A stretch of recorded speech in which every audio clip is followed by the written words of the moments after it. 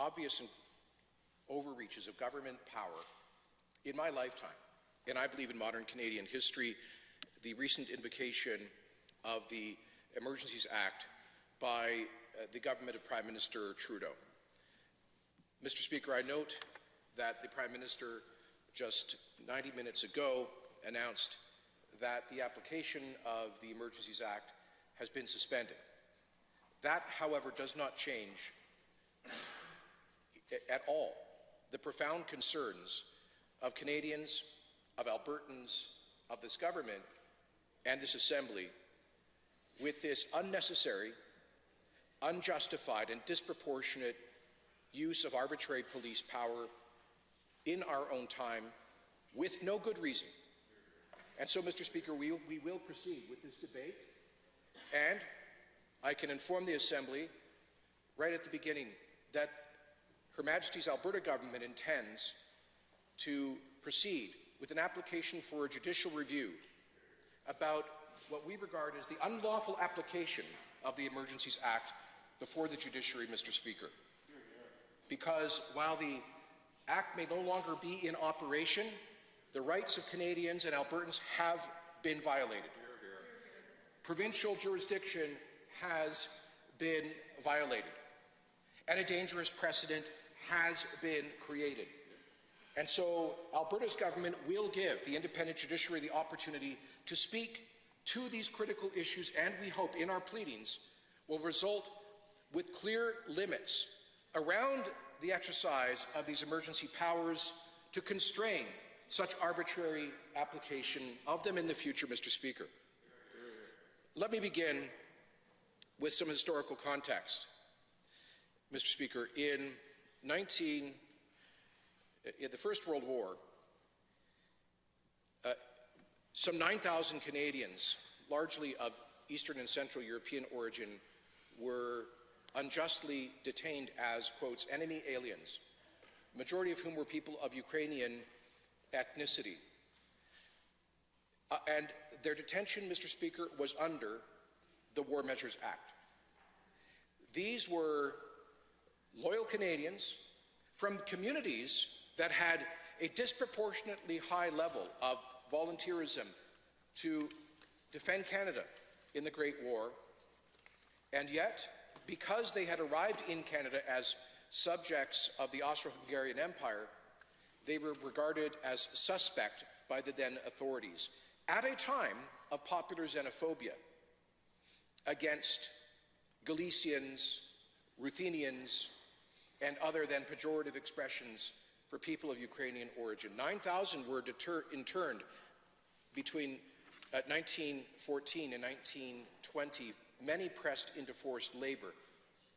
Now, Mr. Speaker, we now recognize the historical injustice of this. As the Canadian Minister for Multiculturalism, I signed an agreement with the Ukrainian Canadian Civil Liberties Association and the Ukrainian Canadian Congress to redress that injustice.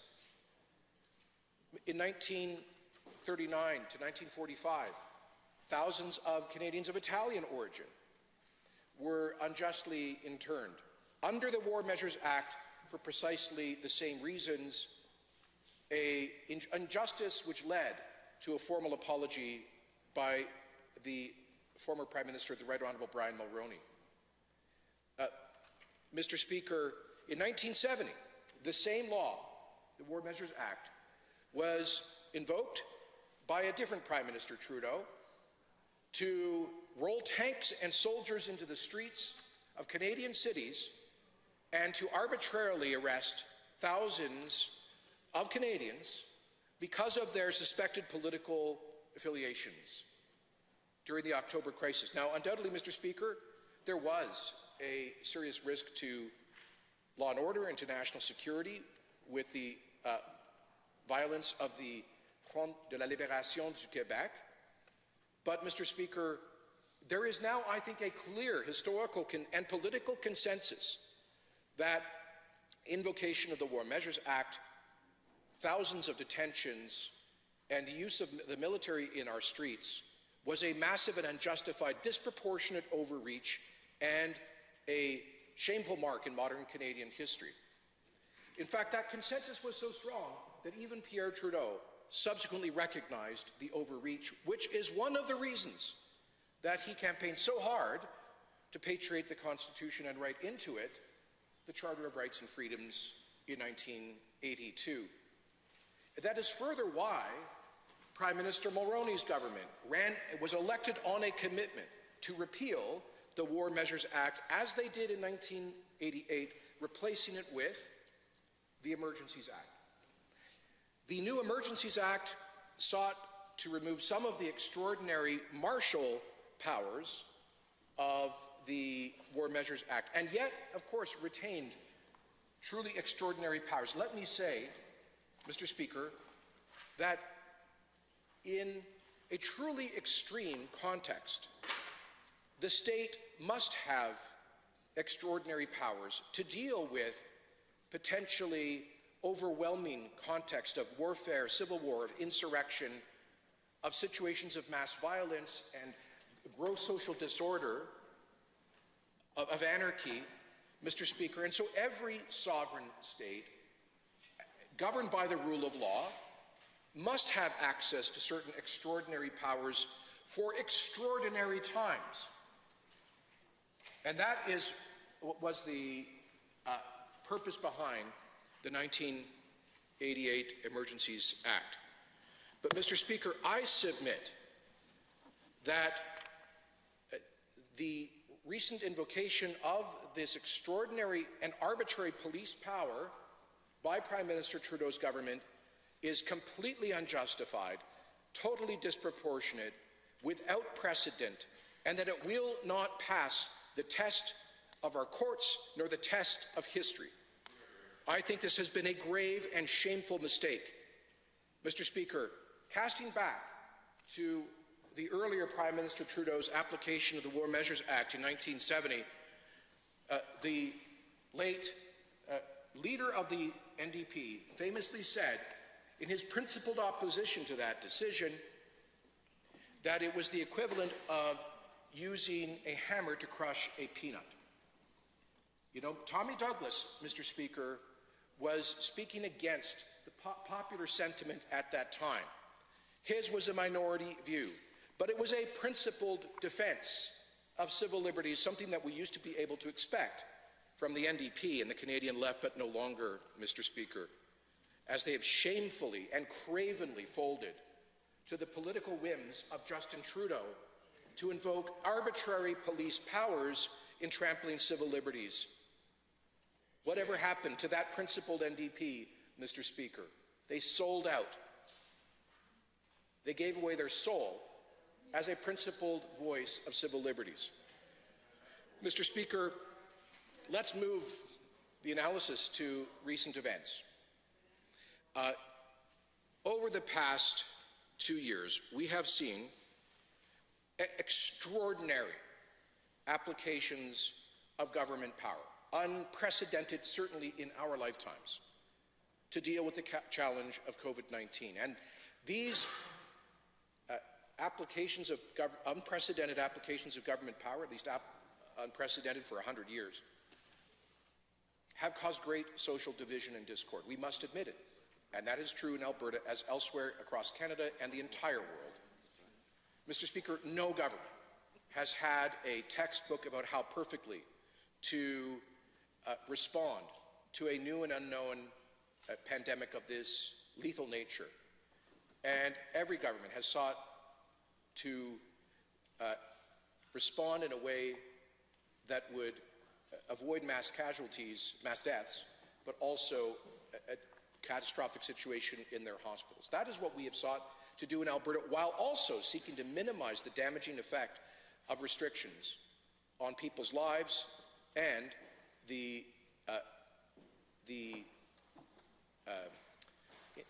limitation of people's normal rights and freedoms. Mr. Speaker, there has been a loud and dynamic and at times divisive debate in this Assembly, in this society, about how to strike the right balance. I don't believe any government got it right. I think all governments in all parts of the world were facing impossible choices, often with only bad options. But in all of that, many of our fellow citizens have become deeply frustrated with the impact of these impairments of rights and freedoms and their economic well-being, the disruption to their ordinary lives. I am one of those citizens who has been frustrated deeply by all of this. And so I understand and sympathize. I'm being heckled by the opposition because they don't seek to listen. They don't seek any empathy for the people whose lives have often been turned upside down by the last 2 years here and across the world. Which is why the thought of them with their hands on the levers of power during this time is chilling, Mr. Speaker. The total disregard they would have had for the negative impact of restrictions would have meant that this province was under a hard and sustained, devastating lockdown for most of the past 2 years. Thankfully, they weren't. And I would argue that Alberta sought to approach restrictions as a last and limited measure, being criticized by the NDP, by many in the media, for having been reluctant to bring in restrictions and eager to lift them, as we are now. But, Mr. Speaker, the context is this. We have a large number of our fellow citizens who are deeply frustrated and are saying to those in leadership, we must find a way out of the disruption that COVID has had on our lives. And they have every right to do so, Mr. Speaker. In fact, in our democracy, I think citizens have a responsibility to speak out when they feel so strongly, particularly about the impairment, albeit justified, I believe, the impairment of rights and freedoms. That is what led to the trucker convoy movement recently, Mr. Speaker. But the more immediate cause was the bloody-minded decision by Prime Minister Trudeau and his government to impose a vaccine mandate on cross-border truckers. Now, let's put this in context, Mr. Speaker. Put this in context. That decision was made at the end of January, after the policy of a vaccine mandate for cross-border workers had been announced in the fall as a bilateral policy between Canada and the United States. But exemptions were granted. Why? Because those two national governments recognized that it would have a negative impact on essential commercial traffic, which is key to the integrity of our supply chains at a time of growing inflation, with so much stress on the economy. They implicitly recognized that it would be counterproductive to introduce this vaccine mandate on cross-border truckers. And so for 4 months, they granted an extension after an extension after an extension. But suddenly, Mr. Speaker, that all ran out at the end of January, just when we in North America were beginning to move past the peak of Omicron COVID-19 infections, just when governments around the world began to announce their plans to ease and eliminate public health restrictions. And so we had this bizarre situation where it's not just Ottawa, the two national governments decided to apply this pointless and counterproductive policy at exactly the wrong time. If they thought this had any putative public health benefit, they would have introduced the measure at the beginning and not the end of the Omicron COVID-19 spike, Mr. Speaker. But, you know, as somebody who has had to defend difficult and painful restrictions in order to slow viral spread and prevent a catastrophe in the hospitals, as somebody who's had to study closely the data and the international experiences of COVID measures, I can say this with confidence, Mr. Speaker, that the trucker vaccine mandate has and will have zero measurable public health advantage or benefit. This is nothing but bad public health theater. It is not public health science, it is political science. Madam Speaker, the notion, right now, as we speak, it is reasonable to infer from confirmed COVID active cases across North America, that we currently have millions and potentially tens of millions of current active infections. That was certainly in the tens of millions between Canada and the United States when this policy came in at the end of January. Now, according to the organizations representing truckers, over 90% of cross-border truckers have received the safe and effective protection of vaccines, and I say to them, thank you for stepping up to protect yourselves and to help us protect our hospitals. But, Madam Speaker, it would appear that we have less than 10% of the cross-border trucker workforce who are not vaccinated. And that would, within Canada, constitute a few thousand people. A few thousand people. And how do they work, Madam Speaker? They work in the isolation of their truck cabs. These are people who don't go out and party in casinos and attend super spreader events. These are, by definition, some of the most isolated workers that you can find.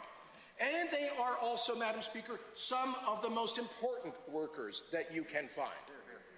And let us say, regardless of vaccination status, let us all come together to say a huge thank you to the truckers on whom we have depended more than ever over the past 2 years.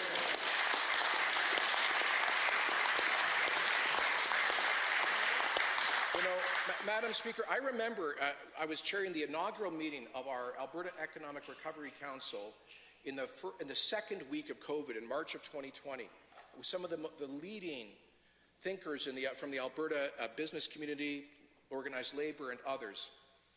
And I'll never forget Clive Beddoe, the founding CEO of WestJet, said to us on that call, as we were trying to figure out what is going on, what are the implications, what are the stress points, how do we have to respond to this unknown crisis, Mr. Beddoe said, keep an eye on the supply chains. He said, if this virus takes the truckers off the road, we'll be starving in Canada in 2 weeks. I'll never forget when he said that. And it raised the alarm for me, and I think decision makers, that at all costs we had to keep those supply chains moving. We had to keep those semis coming north filled with groceries and food and essential goods, without which we could not survive in our modern, complex, cold northern Canadian economy here. And you know what, Madam Speaker, while so many others were able to stay at home, the laptop class, and work in the safety of their homes, those truckers went out there every single day in, day out, the long haulers, keeping our economy running, keeping our grocery store shelves full. And we should all be deeply grateful for them and what they did. Madam Speaker, the point is this. You have, when they bring in this vax mandate for the truckers, you've got tens of millions of active Omicron infections across North America, a few thousand unvaccinated, isolated cross-border truckers. If this really was a public health emergency, if they actually constituted a serious threat of widespread viral transmission, then they could have been asked to take a negative rapid test like other workers have been, like we've had in this assembly for a period. There are practical workarounds that would have kept them rolling and working, but no. The government of Canada had no consideration whatsoever. This was bloody-minded. It was in bad faith. It was done, as I say, it was political theater. It was done for one reason, I believe, because the Prime Minister won a plurality of seats, not a majority. He won a plurality of seats with less than a plurality of the popular vote in the last federal election by running on a campaign of COVID fear. Yeah. By using COVID, like the NDP here, relentlessly as a divisive wedge to promote fear and hysteria in our population, Madam Speaker. And the Prime Minister has done this consistently. He's the one who said that people protesting, expressing a concern about public health policies were, quotes, a small fringe element in this country that is lashing out with racist, misogynistic attacks, unquote. Misogyny means hating women, Madam Speaker, the Prime Minister claiming that tens and tens of thousands of Canadians expressing their concerns And their fears were just a bunch of mouth-breathing racists and misogynists and hateful people. How dare he? Now, Madam Speaker, I have no doubt that some of the people who have shown up at some of these protests do harbor extreme views, as is the case with every social movement. The NDP doesn't mind hanging out there at rallies with Greta Thunberg and Extinction Rebellion, Madam Speaker, that promote violence and blowing up pipelines. They never apologize for that, the extremism of the far left that they fraternize with. But nor do we say, Madam Speaker, that everybody who shows up, I believe the vast majority of people who participated in these protests in recent weeks and months are normally law-abiding Canadians who have deep frustrations, are hardworking people who simply want their voices heard. And you know what? Maybe they don't have a professional left-wing PR shop to refine their messages for media, for CBC consumption. Maybe sometimes they say things a little inelegantly, and it must be said that some did cross the line and break the law, Madam Deputy Speaker. But that does not justify what has happened in recent days. So that is the context. The Prime Minister lit the fuse of the crisis which he has now bungled. He lit the fuse with the vaccine mandate. And by the way, just a little coda here, a little note. When the Government of Canada announced that they were removing the exemption from truckers for the vaccine mandate, that actually that same day, the Canada Border Services Agency announced that the exemption was going to be extended. And a few hours later, the government came out ham-fistedly and said, no, we were actually wrong, it's a mistake, misunderstanding, we're not. Now, as someone who sat around the federal cabinet table, and by the way, was partially responsible for CBSA, Madam Speaker, I can tell you, I think I know what happened there. I think a decision had been made. I'm going to go on a limb here. It's a hypothesis. A decision had been made by a cabinet committee that this didn't make any sense, that they should extend the exemption, and CBSA didn't want to enforce it because it didn't make any sense. They got bigger fish to fry than harassing a bunch of unvaccinated truckers. And what happened was PMO saw this, they put the hammer down. They said, no, this is a great political wedge. Stop the exemption, to heck with the truckers, we're going to make them pay. We're going to make an example out of them. And we're going to set a trap for the Conservatives to fall into, defending these, well, Hillary Clinton would call them deplorables, I guess, Madam Speaker. Justin Trudeau would call them racists and misogynists. A fringe group of racists and misogynists.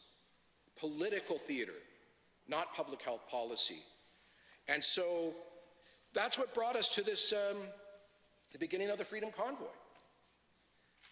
And while I sympathize, while I agree with the participants of the Freedom Convoy that the vaccine mandate on truckers is unjustified and counterproductive, all it did was to put further pressure on supply chains, further increasing food inflation in our country without any public health benefit. And while I agree with their broader frustrations with public health measures and policies, it must be said, Madam Speaker, that many of the participants did cross the line from legal and peaceful protest to breaking the law. Now, I am sworn, as are all members of this place, to uphold the laws. And we must, without favor or fear, we must all consistently support and defend the equal application of the rule of law. And, Madam Deputy Speaker, I think that what we have been facing here is in part a longer-term failure of the rule of law. What do I mean by this? Well, the people who parked trucks on streets in downtown Ottawa, at the Coots and Windsor border crossings, you know what they have observed over recent years? They have observed radical left eco-protesters blocking pipelines and railways, highways, roads here in Edmonton and other critical infrastructure without enforcement, without penalty, without charge. What they have seen, in some cases for 40 days or longer, the largest railway in the country at various points being blockaded without effective law enforcement.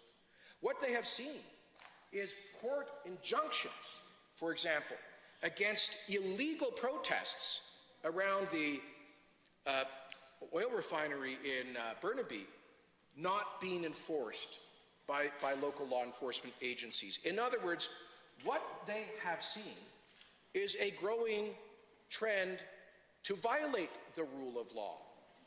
And I believe the chickens have come home to roost, Mr. Speaker, because of this approach. So this should be a wake-up call for all of us. And I say for our police agencies that, yes, I understand they have a job to do, and we respect that. And they have intelligence. For example, we know about the sensitive issues at Coots. And they need to have some tactical flexibility about how they deal with the situation. But at the end of the day, citizens must depend on the equal application of the rule of law.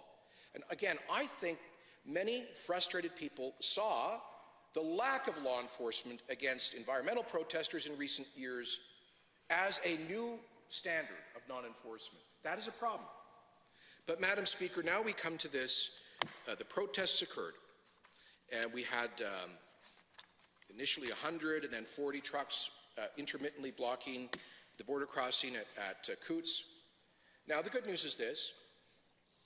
The Government of Alberta, and I want to commend Minister of Transportation, Municipal Affairs, Solicitor General, and their officials were working very closely to ensure, and with CBSA, with the U.S. Customs and Border Protection Agency, with the U.S. Department of Agriculture, and with the RCMP, we all worked very closely together to ensure that 5 of the 6 Alberta-U.S. border crossings stayed open and unimpeded.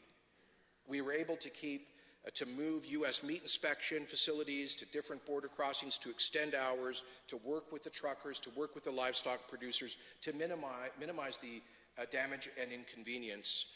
And so, to those who were involved in the Coots blockade, really, Madam Speaker, I would just say to them, I think what they did was necessary, it was illegal, and all they did really was to create inconvenience for other truckers, for livestock exporters, and for law-abiding motorists.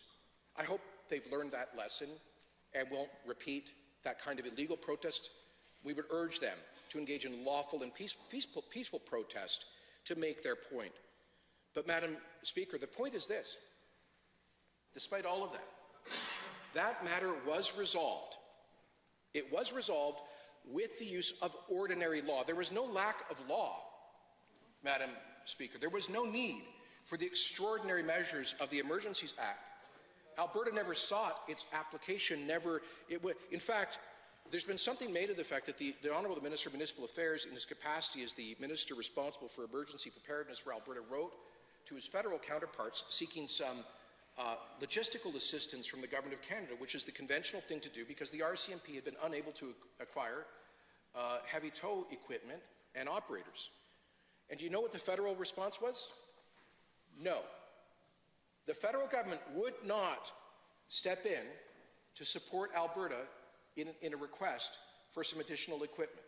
We did obtain about 40 additional RCMP officers, but not thanks to the Government of Canada, not as a result of that request, but rather through going through the Canada-Alberta Police Services Agreement and having officers transferred here from E Division in British Columbia on a bilateral basis with no thanks to the Federal Minister of Public Safety. And so when we went to Ottawa to seek a little bit of assistance to safely apply the law, we were told, go away, Alberta, we're not going to help out. We never asked for the power for the federal government arbitrarily to freeze people's bank accounts, to seize their assets because of who they donate to. We never sought any of those powers. We didn't need them, and neither did the Government of Ontario in addressing the devastating border blockade at the Ambassador Bridge between Windsor and Detroit. And yet, Madam Speaker, so the Ambassador Bridge was cleared on February 12th. The successful RCMP operation in Coutts began late on the night of February 13th and completed early on the morning of the 14th. And the Prime Minister invoked the Emergencies Act later on February the 14th, after those operations had been successfully prosecuted by provincial police authorities. Yes, the RCMP is a federal agency, but in this respect, it acts on behalf of Alberta. We didn't require these emergency powers. And Mr. Speaker, Madam Speaker, nor did they require these powers to clear the streets of Ottawa. Madam Speaker, guess what? It is illegal to park a truck in the middle of a road in Ottawa or in any other Canadian city. It is illegal to do that, particularly for 2 weeks. There are countless offenses that the police can use for ordinary law enforcement. Here in Alberta, I made it plainly clear to the RCMP that they had not just the Highways Act, but the rules of the road regulation, various provisions of the Criminal Code, and, helpfully, the Defence of Alberta Critical Infrastructure Act, on which they did lay one charge. But, Madam Speaker, they had no shortage of law. What we had was a lack of enforcement in Ottawa, using the ordinary legal tools that were available. They did not need extraordinary legal tools. Now, having said all of that, on the 14th, the Prime Minister invoked sections of the Emergencies Act. Let me read from Section 3 of that Act. For the purposes of this Act, a national emergency is an urgent and critical situation of a temporary nature that seriously endangers the lives, health, or safety of Canadians, and is of such proportions or nature as to exceed the capacity or authority of a province to deal with it, or B, seriously threatens the ability of the Government of Canada to preserve the sovereignty, security, and territorial integrity of Canada, and that cannot be effectively dealt with under any other law of Canada, unquote. So let's walk through this, Madam Speaker, because with our forthcoming application for judicial review, the courts will be walking through this. So was this a national emergency? I would argue no, Madam Speaker. 2 intermittent border crossings that were periodically blocked and trucks on the streets of downtown Ottawa, I don't think that meets any standard definition of a national emergency. Did it seriously endanger the lives, health, or safety of Canadians? No, Madam Speaker, with one possible exception.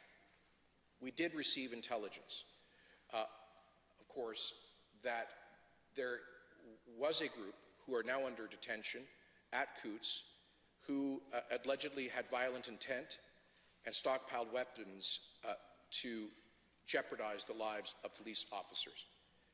But, and Madam Speaker, that matter was dealt with through diligent police work, intelligence gathering, and tactical operations without resorting to the extraordinary powers of the Emergencies Act. Was it of such a proportion or nature as to exceed the capacity or authority of a province to deal with it? Well, no, as I just pointed out. Did it seriously threaten the ability of the Government of Canada to preserve the sovereignty, security, and territorial integrity of Canada? No. Once more, Madam Speaker. Are we seriously going to say that a few dozen trucks parked on Ottawa streets was a threat to Canadian sovereignty or territorial integrity? No, Madam Speaker. It was a law enforcement challenge. It was a logistical challenge. It was not, as some have argued, an insurrection, Madam Speaker.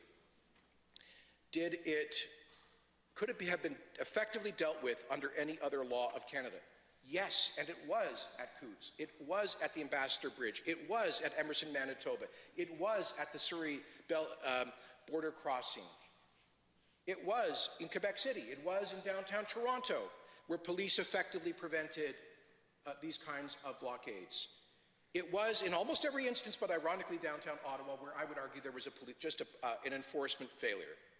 Not an enforcement of the law, but in the application of the law. And so I believe that on the face of it, the invocation of the Emergencies Act did not meet any of the key statutory criteria outlined in the law. But, Madam Speaker, what was the consequence of it? Well, we still don't fully know. But the federal government arrogated to itself the power to seize and freeze bank accounts on unclear criteria. I do know this, though. The Federal Minister of Justice, Mr. Lametti, said on television last week that, quotes, if you are a member of a pro-Trump movement who is donating hundreds of thousands of dollars and millions of dollars to this kind of thing, then you ought to be worried, unquotes, about having your bank accounts frozen. So the top law enforcement officer of Canada actually said, like, this isn't a conspiracy theory, he actually said, Madam Speaker, on the record, that if he doesn't like your political views and you make a donation he disagrees with to some pro-Trump organization, what does that have to do with it? I mean, what about a pro-Clinton organization? This is the problem. The rule of law must be impartial. It can't be based on what U.S. politician you support or oppose. This is an admission of not impartiality, but partiality in the application of extraordinary police powers.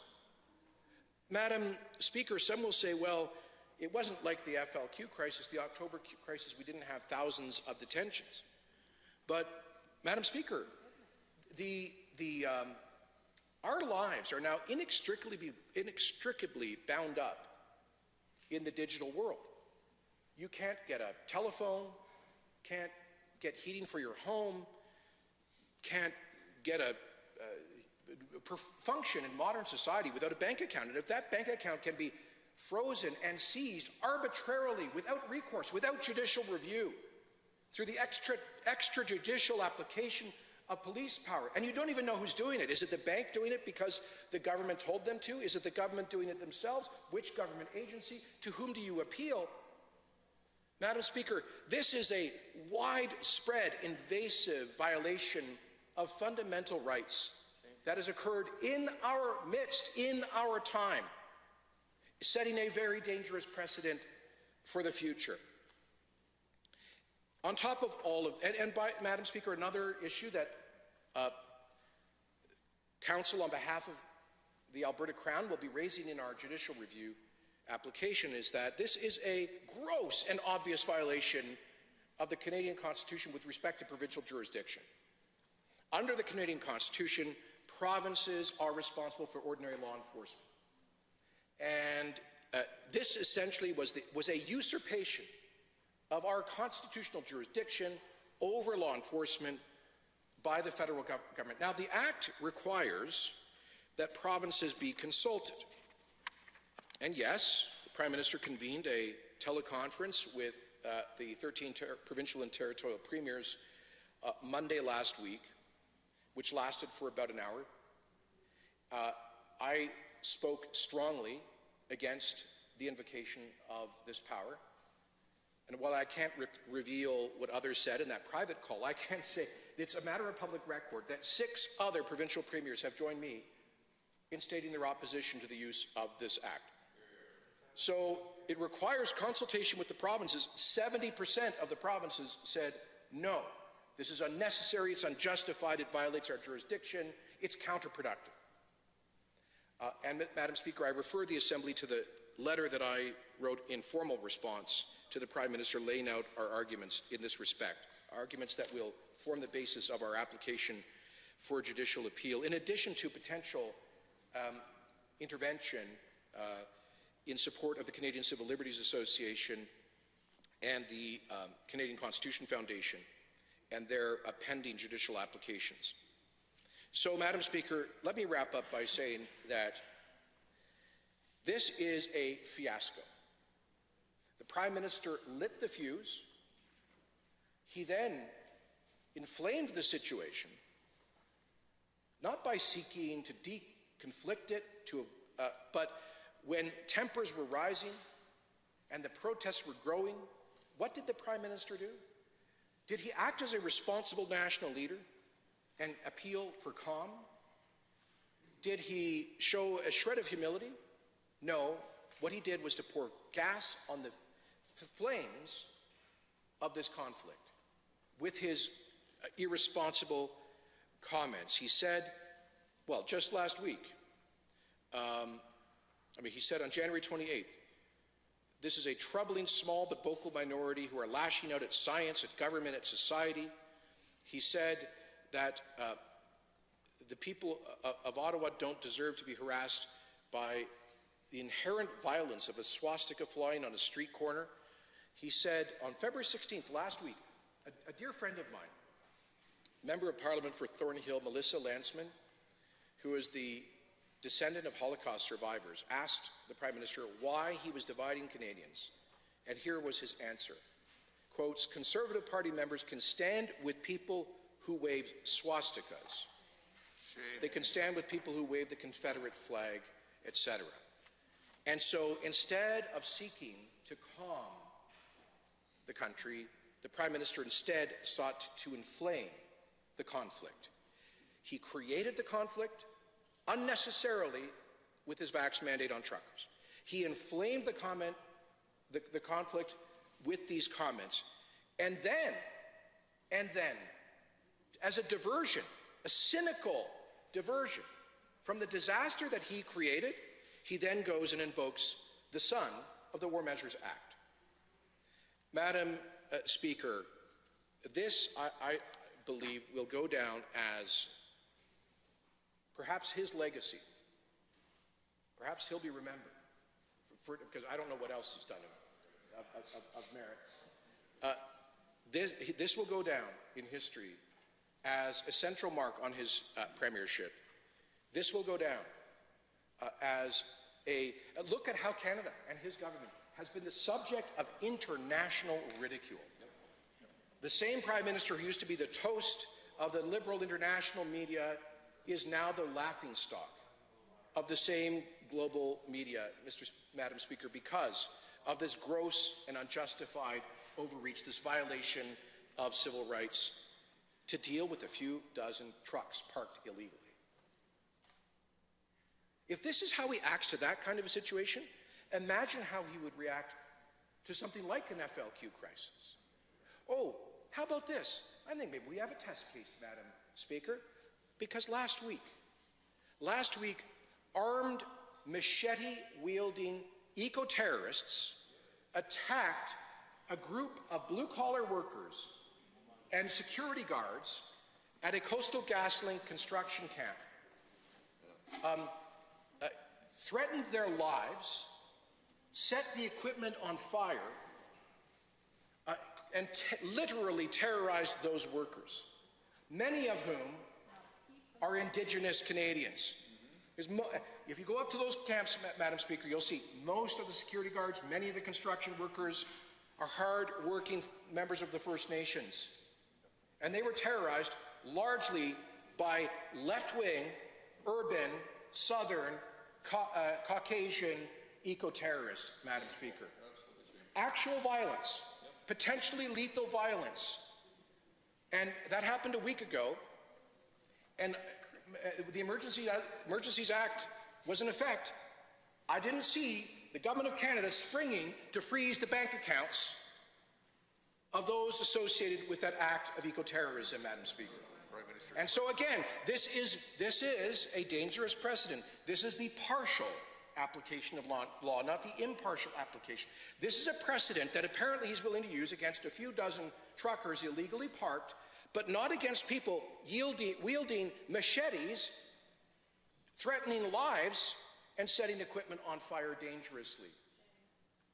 So how can he and how will his government ever be able to deal responsibly and credibly with real threats to national security? Madam Speaker, I don't think that government can do so. So in closing, let me say that this is a shameful moment in our history. It is an echo of the 1970 use of the War Measures Act, and it is an echo of the kinds of injustices that same law was used to apply in the First and Second World Wars. It must never happen again. And that is why this government will go to the wall using every legal means at our disposal. Yes, the application of it may now have been suspended, but the legal issues raised, the rights that have been violated, the provincial jurisdiction that has been interfered with are still very much live issues. And finally, Madam Speaker, what a shame that in all of this, the once great New Democrat Party has gone from being a champion of civil liberties to a lapdog for Justin Trudeau and his abuse of power. You know, terrible. They and their NDP friends in Ottawa have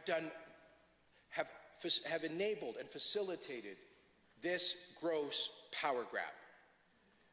Maybe they've been distracted, the NDP in Alberta, because they've been more focused with their friends in the Alberta Federation of Labour and the Teachers Union on forcing 5-year-olds to wear masks indefinitely. That's their priority right now, Mr. Speaker, not defending civil liberties like the NDP did so courageously in 1970.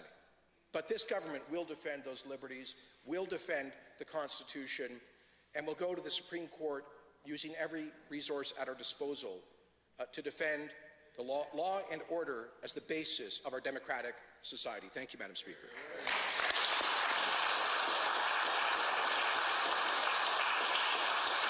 The honourable member for Calgary-McCall. Thank you, Madam Speaker. I rise to speak to this motion regarding the federal government's invocation of the Emergency Act. Let me say this first. I respect and support everyone's right, every Canadian's right, every Albertan's right to protest and disagree with their government and their right to peaceful assembly. And I note that the Emergency Act has been lifted by the federal government, but here we are debating that because this government and this Premier needs something to deflect from their failure to act in the matter of Coutts blockade. That's why we're debating this. And I'm deeply disappointed that this is the situation that we face as a province and as a country. We never should have gotten to this point. And I'm frustrated that once again, the UCP government is choosing to play politics rather than show leadership. Earlier, Premier was talking about political theater. That's exactly what this government is engaged in. What Albertans have seen over this past month has been the failure of multiple levels of governments. When these blockades first started, Albertan looked to the government and the Premier for leadership. Hundreds of millions of dollars lost due to border blockade. People stranded for days with no food, washroom, or access to medicine. Communities in southern Alberta were isolated. Many of those who were stranded on the border, they also live in northeast part of Calgary. There are many who are in trucking industry. None of them were part of this illegal blockade. They were impacted by these blockades. And security experts have reported that the Premier's weak response was emboldening the protesters, and I couldn't agree more. People expected that their government, that claimed to champion law and order, would do whatever it took to end these unlawful blockades. But instead, what did they see? They saw UCP MLAs taking part in the illegal blockade and celebrating and endorsing illegal activities at Coutts. The member for Tabor Warner attended the blockade, and the Premier wants Albertan to follow, and if the Premier wants Albertan to follow the rule of law, he must say something about his own caucus member participating in an unlawful, illegal blockade. And when that member went back to participate in this protest multiple times, the Premier did nothing. Not one UCP member said anything about their colleague participating in unlawful, illegal activity. And when the member for Lac Saint and Parkland, when the member for Lac Saint and Parkland publicly encouraged law enforcement to break the law, to essentially create their own laws, the Premier did nothing. The Honourable Minister of Municipal Affairs. Under 23H, I, and J, the honourable member just accused another member of the House of having, of his saying what his intentions were, making false allegations against another member. You just heard it. It's as plain as day. Would you please instruct the member respectfully, Madam Speaker, to not do that anymore? The Honourable Deputy, or the Honourable Official Opposition House Leader. Thank you, Madam Speaker. I was listening to my colleague speak, and my colleague was speaking factually about the attendance of a member at an event that has been deemed illegal. I did not hear an accusation or a point of order, but I look forward to your ruling, Madam Speaker. The Honourable Member. Further to my colleague, I was referring to a statement that was made by a member from Saint and Parkland, and I quote, "I will also ask those in possession of law enforcement, as well as military personnel, to remember your oath that you have taken, the country that you represent, and citizens that you are to protect. I want you to consider that when the orders are delivered to you in the coming days." That's the statement I am referring to, and I don't think it's a point of order. Well, members, I think this is probably a good time to start by expressing caution throughout the course of this debate about illegal activities and members' involvement or non-involvement, and what may invoke anger in this chamber. Certainly, there is a fine line between accusing a member of something that they may or may not have done, and reading a quote, for example, that a member may or may not have posted on social media.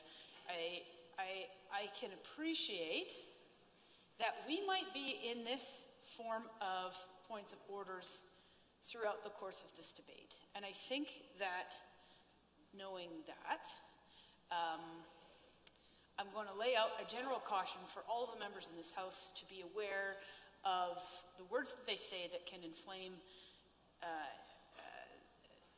anger in this chamber.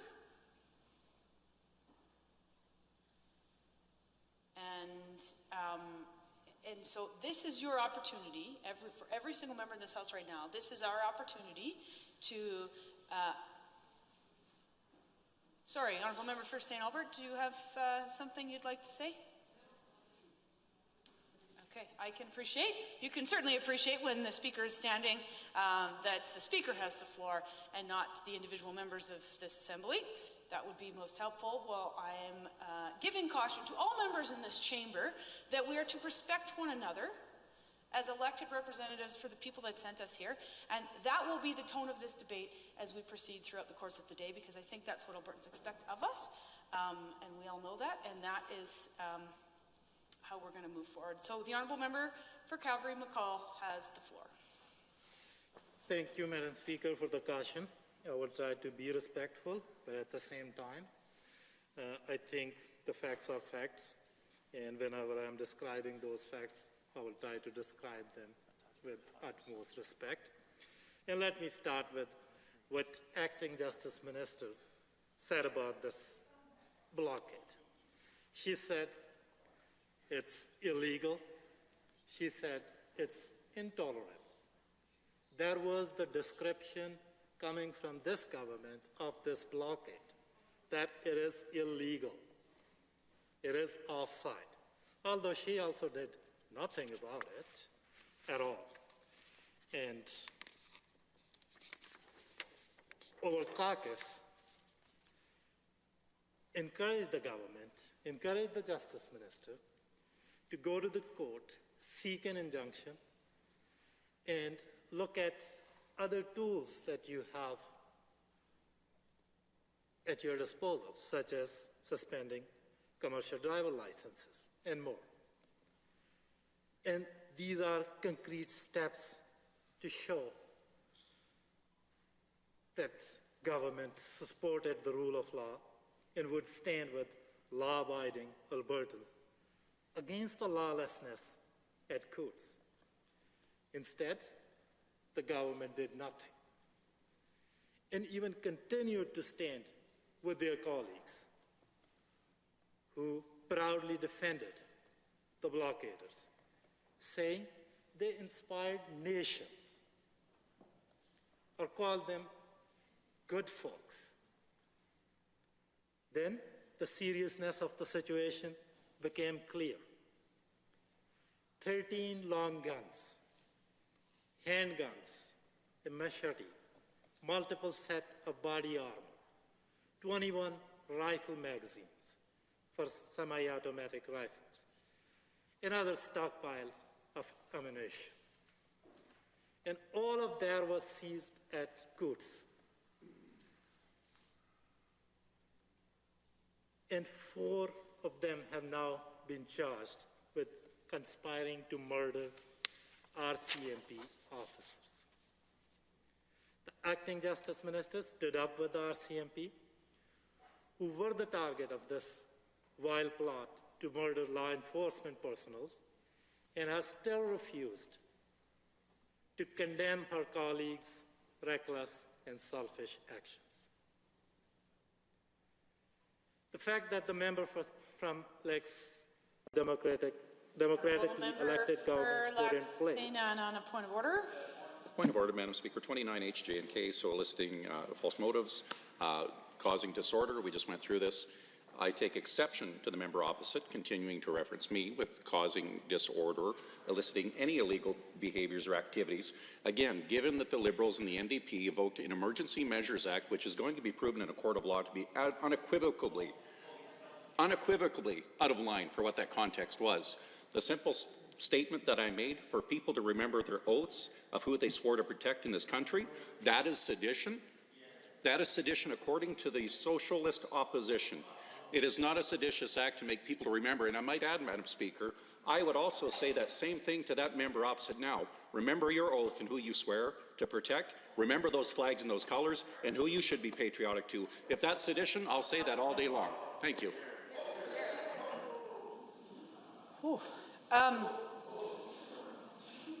Honourable Member, I make caution. The Honourable Member for Lexington and Parkland, I will deal with the point of order.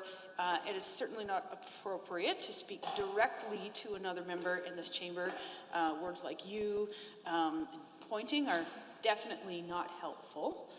And maybe I should have broadened my earlier caution to include such things. Having said that, the opposition to respond, and then the Government House Leader. Thank you very much, Madam Speaker. I understand the point of order was under 23 H, I, and J. While I continue to listen to my colleague's remarks, and he has made an effort to enter into the record the facts of the matter, I do not believe this to be a point of order, and look forward to your ruling. The Honourable Government House Leader. Well, Madam Speaker, you get to caution us and we don't get to caution you, so I won't do that. But I will point out the historical fact that when I asked you to rule what the honourable member said a few minutes ago was out of order. You chose not to, which is your right, but now you have a second chance because the honourable member has continued to do exactly what you cautioned him not to do, is under HI&J to create disorder in the House. This is the disorder. And to accuse, impute false and unavowed motives to another member, which he did to the member from Parkland, and to make allegations at another member. Madam Speaker, it's your wisdom that we depend upon, but might I respectfully say the sooner you rule this out of order, the less time we'll probably spend having these conversations, because I promise to stand up every time that they do this.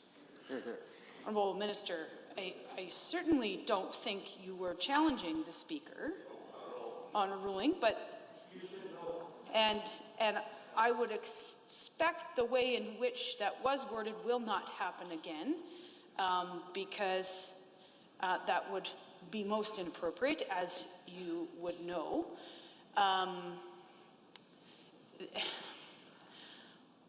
While these matters are sensitive,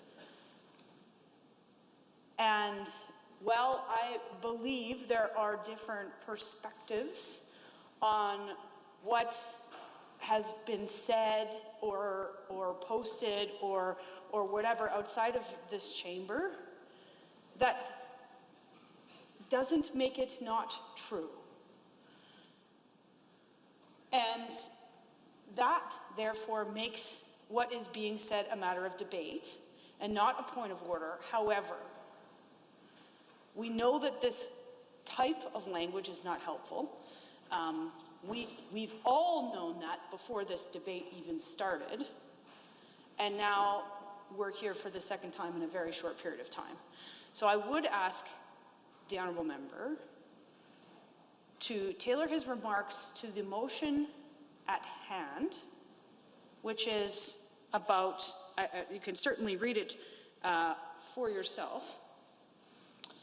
And I think if we stick to the matter at hand, as opposed to other things, we can have a good, fulsome debate in this House. So the honourable member for Calgary-McCall has heard my words and will proceed in such a manner. Thank you, Madam Speaker. I am trying to keep my remarks to the motion at hand, which is about invocation of Emergency Act in the context of these blockades, in the context of what this government did or did not do, in the context of what the member of this government caucus did or did not do. And the statement, certainly, member from Lexington and Parkland would have the opportunity to explain what he wrote, but I was exactly reading or trying to comment on a public statement that he made. And that included that he wants law enforcement to consider their oath when the orders are delivered to them in coming days. And that's, in my opinion, member can again get up and disagree when it's his turn. Honourable member, I hesitate to interrupt you, and I can appreciate that you're trying to defend the things that you've said. That time has passed. I have made a ruling, and I would ask that maybe we move to your next point. While I certainly don't want to tell you what to say or not to say, I am making a very strong suggestion that we move past this and really stick to the matter at hand, which is the motion. Like, I'm not trying to defend what I said. I'm trying to make the point that presence of a member who makes such statement in government caucus worries me, because end of the day, that's the government for all Albertans. It worries me because of the fear of the influence that member may have on Premier with the cabinet, and whether Premier didn't do anything because of that influence about all this situation. Because we know that UCP did nothing to condemn these statements from government caucus members. Like, we heard from the government, we heard from our Justice Minister, the acting Justice Minister, that these are illegal blockades, these are illegal activities. But we didn't hear from the government that why their caucus member participated in those illegal activities. And earlier, in question period today, the Premier is defending those members. And the UCP has defended their colleagues who made multiple visits to that illegal blockade where there are people plotting to murder police officers. So it's absolutely disgusting hypocrisy from this government. And clearly, The Honourable Government House Leader. 23 HI and J, imputing false motives. The Honourable Member just suggested that members of this caucus supported the idea of shooting police officers. Exactly it's what he inferred. Clearly, that is intended to create disorder. I once again implore you to rule it out of order, or I know how much you enjoy me standing here talking to you, but maybe you don't enjoy it enough to want me to do it all the time, particularly when this is so obviously out of order. Here. Thank you. The Honourable Opposition House Leader. Thank you very much, Madam Speaker. Madam Speaker, this is not a point of order. I listened incredibly closely to what my colleague was saying. He did not imply motive. He did not say anything that should conduct disorder in this House, because these are factual things. We know that at the Coots blockade, there were those planning the murder of officers. This is on public record. We know that UCP MLAs attended these blockades. My colleague has simply put on the record here in this assembly, where we should be able to have a factually based discussion of these things, the occurrence in this situation, and it is incredibly important and relevant to Government Motion 10. I suggest to you, Madam Speaker, that the government Deputy House Leader is being incredibly sensitive and is trying to curtail the debate in this House, is trying to influence it. And I do not think that there is a point of order. My colleague continues to address this respectfully, and I believe should be able to continue his remarks, because he has not said anything incorrect, unfactual, or accusatory towards another MLA.